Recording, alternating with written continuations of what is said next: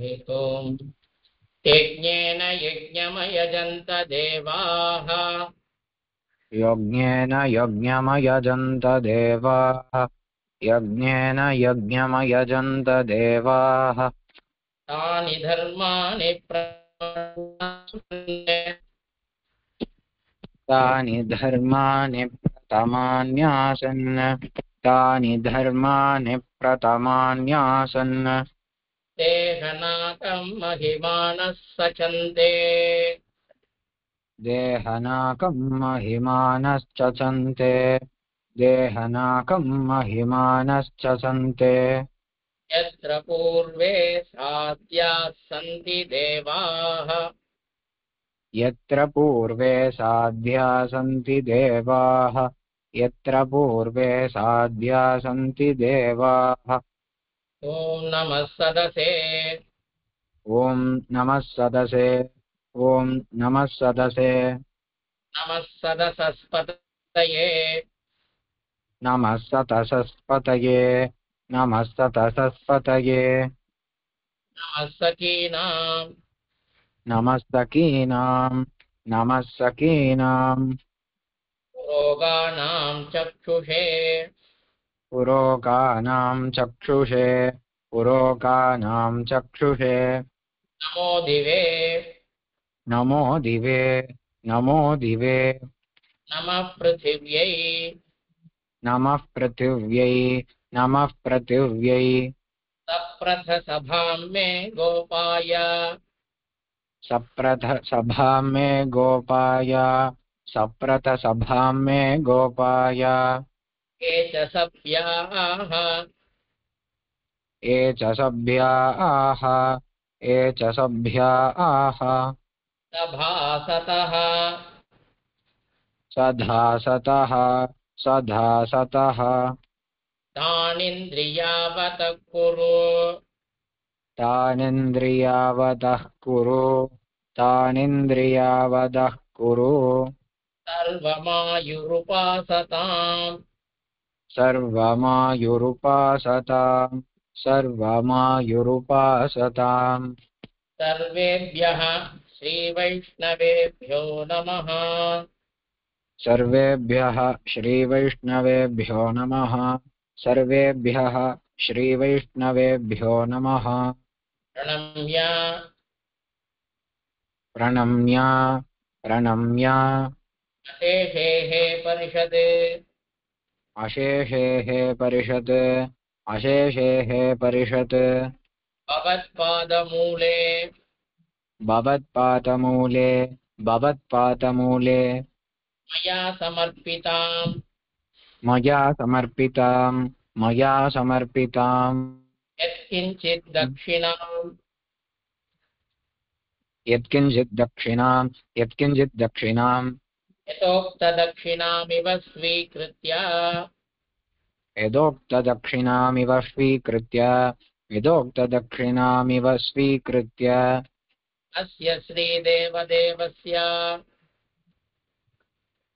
अस्य श्रीदेवदेवस्य अस्य श्रीदेवदेवस्य अनन्तकोटिब्रह्माण्डनायकस्य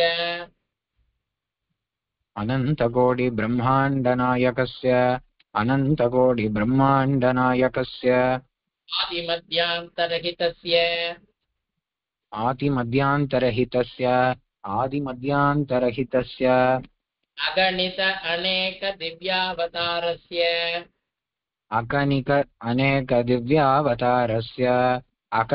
अनेक दिव्यावतारस्य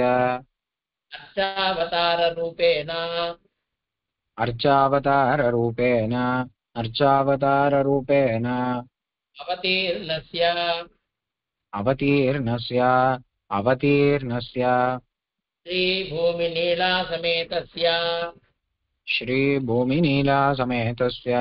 श्रीभूमिनीलासमेतस्य भगवतो वासुदेवस्य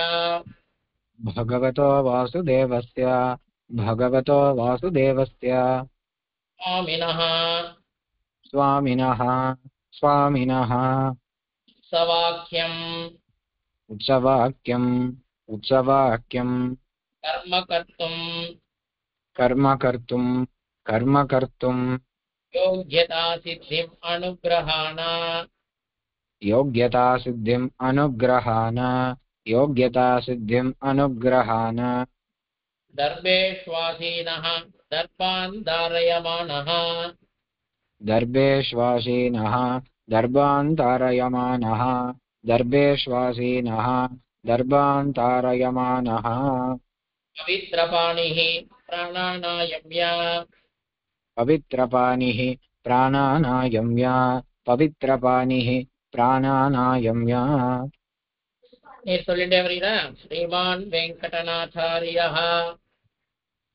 श्रीमान् वेङ्कटनाथार्यः कवितार्किककेसरी वेदान्ताचार्यवर्यो मे सन्निधत्तां सदा हृति இதுவும் சொல்ல பாடி அது வரும்னு சொல்லாமே गुरुभ्यस्तद्गुरुभ्यश्च नमो वाहमदीमहे वृणीमहे च तत्राद्यौ तम्भदी जगतां पति श्वशेषभूतेन मया स्वीयैः सर्वपरिच्छदैः विधातुं प्रीतमात्मानं देवः प्रक्रमते स्वयं शुक्लाम्बरधरं विष्णुं शशिवर्णं चतुर्भुजं प्रसन्नवदनं ध्यायेत् सर्वविघ्नोपशान्तये यस्यद्विरतवक्त्राक्त्याः पारिषद्याः परषदं विघ्नं निघ्नन्ति सततं विश्वक्षेणं तमाश्रये श्री गोविंद गोविंद गोविंद श्री गोविंद गोविंद गोविंद श्री गोविंद गोविंद गोविंद ये संकल्प சொல்லிட்டே வரலாம் अस्य श्री भगवतः महापुरुषस्य श्री विष्णोराज्ञया प्रवर्तमानस्य अद्य ब्रह्मणः द्वितीयपरार्थे श्री श्वेतवराहकल्पे वैवस्वतमन्वन्तरे कलियुगे प्रथमे पादे जम्बूद्वीपे भारतवर्षे भरतः खण्डे शहाब्दे मेरोः दक्षिणे पार्श्वे अस्मिन् वर्धमाने व्यावहारिके प्रभवादि षष्टिसंवत्सराणां मध्ये नाम संवत्सरे अयने ऋतौ मासे पक्षे अस्यां सुभदितो वासरयुक्तायां नक्षत्रयुक्तायां श्रीविष्णुयोग श्रीविष्णुकरण शुभयोग शुभकरण एवं गुण विशेषेण विशिष्टायाम् अस्यां सुभदितौ श्रीभगवदाज्ञया श्रीमन्नारायणप्रीत्यर्थं गोत्रः शर्माहम् भगवत्क्षेत्रे भगवत्क्षेत्रे भगवत्क्षेत्रे भगवत्प्रेरणया भगवत्प्रेरणया भगवत्प्रेरणया भगवन्मन्त्रसाधनैः भगवन्मन्त्रसाधनैः भगवन्मन्त्रसाधनैः भगवदधीनोऽहम् भगवदधीनोऽहम् भगवदधीनोऽहम् भगवत् अधीनोऽहम् தான் भगवदधीनोऽहम् भगवदधीनोऽहम् भगवदधीनोऽहम् भगवन्मुखोदित भगवन्मुखोदित भगवन्मुखोदित श्रीपाञ्चरात्र श्रीपाञ्चरात्र श्रीपाञ्चरात्र दिव्यागमशास्त्र दिव्यागमशास्त्र दिव्यागमशास्त्र अष्टोत्तरशतसंहितासारभूत अष्टोत्तरशतसंहितासारभूत अष्टोत्तरशतसंहितासारभूत श्रीपात्मसंहितोक्तप्रकारेण श्रीभात्मसंहितोक्तप्रकारेण श्रीभात्मसंहितोक्तप्रकारेण अस्य श्रीदेवदेवस्य अस्य श्रीदेवदेवस्य अस्य श्रीदेवदेवस्य अनन्तकोटिब्रह्माण्डनायकस्य अनन्तकोटिब्रह्माण्डनायकस्य अनन्तकोटिब्रह्माण्डनायकस्य आदिमध्यान्तरहितस्य आदिमध्यान्तरहितस्य आदिमध्यान्तरहितस्य अगणित अनेकदिव्यावतारस्य अकनित अनेकदिव्यावतारस्य अकनित अनेकदिव्यावतारस्य अस्मिन् अग्रहारे अस्मिन् अग्रहारे भक्तसंरक्षणार्थं भक्तसंरक्षणार्थं ध्रुवकौतुक ध्रुवकौतुक ध्रुवकौतुक स्नपन இல்லைன்னா ஸ்நான अडियन् உற்சவ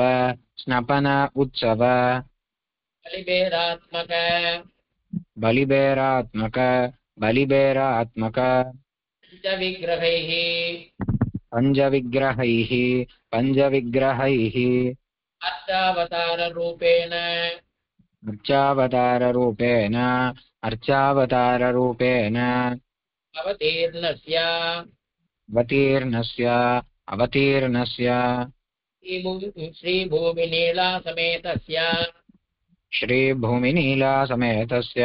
श्रीभूमिनीलासमेतस्य भगवतो श्रीवासुदेवस्य भगवतो श्रीवासुदेवस्य स्वामिनः उत्सवाक्यं स्वामिनः उत्सवाक्यं कर्म करिष्यमाणः कर्म करिष्यमाणः तदङ्गत्वेन तदङ्गद्वेन अङ्गुरार्पणकर्म कर्तुम्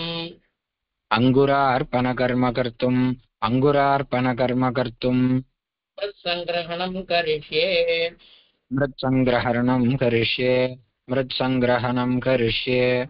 तदङ्गद्वेन ध्यर्थं वृद्ध्यर्थं शुद्ध्यर्थं पुष्ट्यर्थं शान्त्यर्थं अडियन् शान्त्यर्थं शान्त्यर्थं भागवतैः सह भागवतैः सह भगवत्पुण्याहवाचनं करिष्ये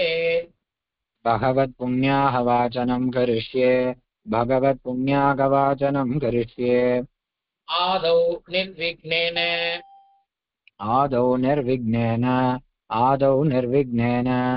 परिसमाप्त्यर्थं विश्वक्सेनाराधनं करिष्ये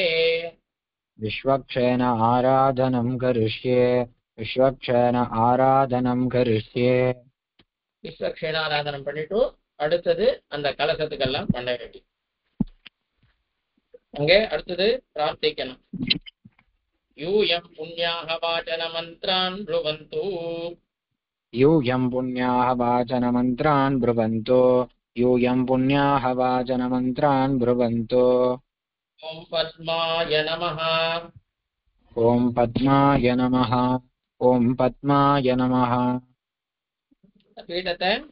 தியானம் பண்ணி அதுல சேர்க்கிற புஷ்பத்தை சேர்க்க வேண்டியது भवद्भिः अनुज्ञातः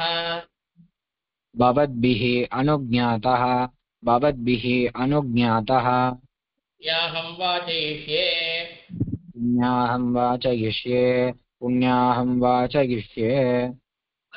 वाच्यताम्னு சொன்னோனே वाच्यताम्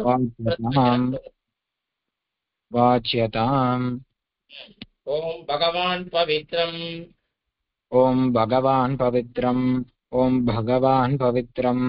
वासुदेवः पवित्रम्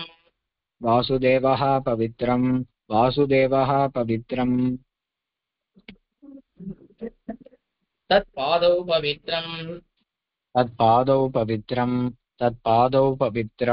तत्पादोदकं पवित्रम्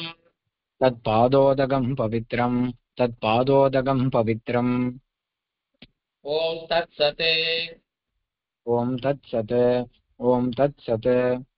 पुण्याहं भवन्तो ब्रुवन्तो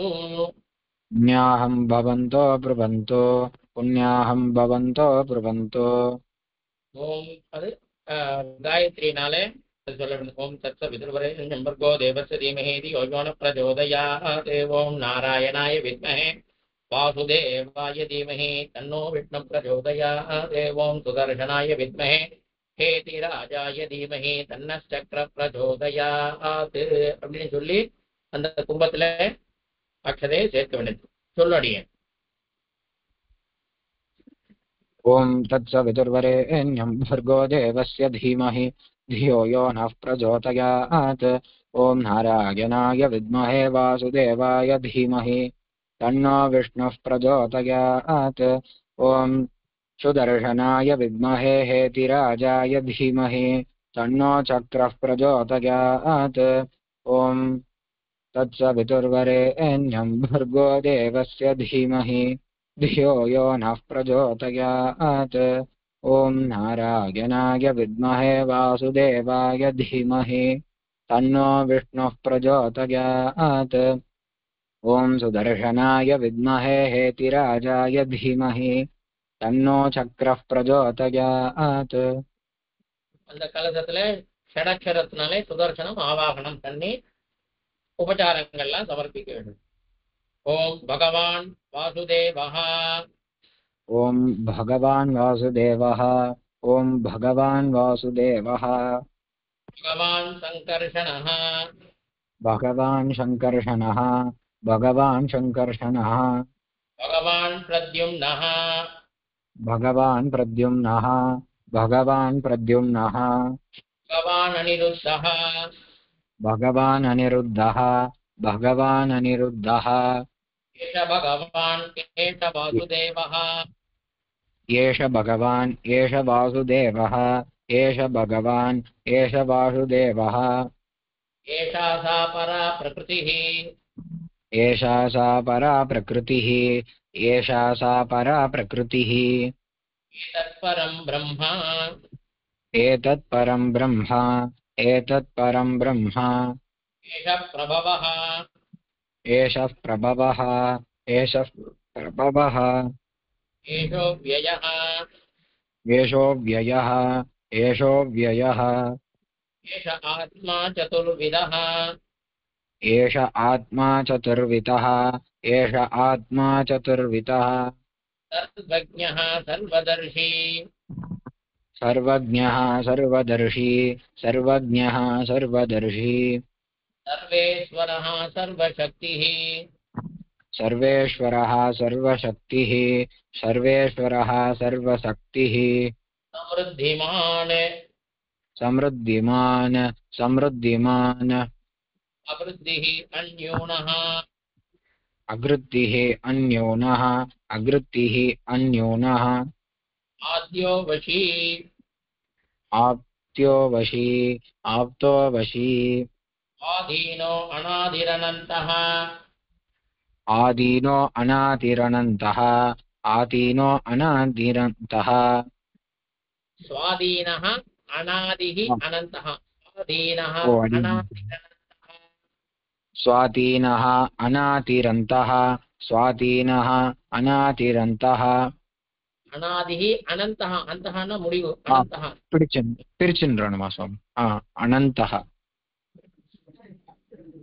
अपगत व्यपगत व्यपगत निद्राभयक्रोध निद्राभयक्रोध निद्राभयक्रोध तन्त्री व्यपगत तन्त्री व्यपगत तन्त्री व्यपगत इच्छातमः इच्छातमः इच्छातमः नित्यमव्याधिः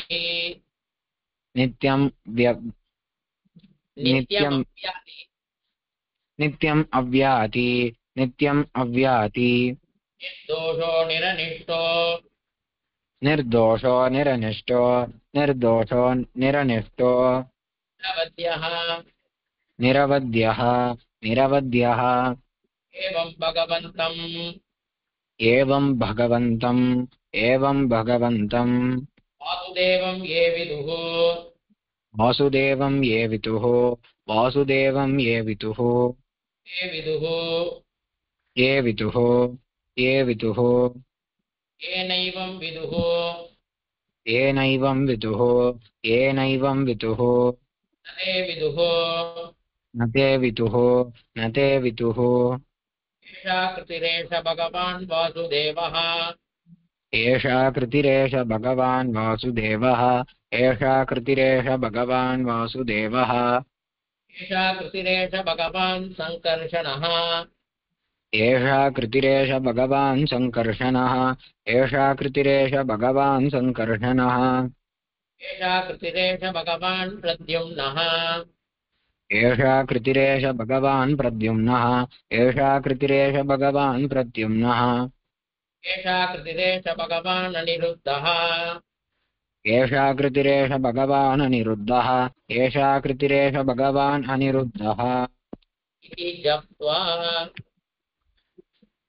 சுவாமி அப்படின்னு சொல்லிட்டு ஜபிச்சுட்டு மேற்கொண்டு காரிக்கையை சொல்லணும். அது அடியன் அது திரும்பி ஒரு தடவை சொல்லுங்களேன் சுவாமி. இப்ப கடைசியா சொன்னேன்ல, இதி ஜப்த்வா இதி ஜப்த்வா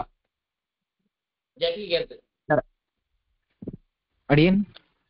இதி ஜப்த்வா இதி ஜப்த்வா கரெக்டா அடியன்? ஜபித்து விட்டு மேற்கொண்டு காரிக்கையை சொல்லுவோம் நம்ம. அதுதான் நல்ல தடியன். அதுக்கு மேல காரிக்கை அடுத்த சந்தேகம்.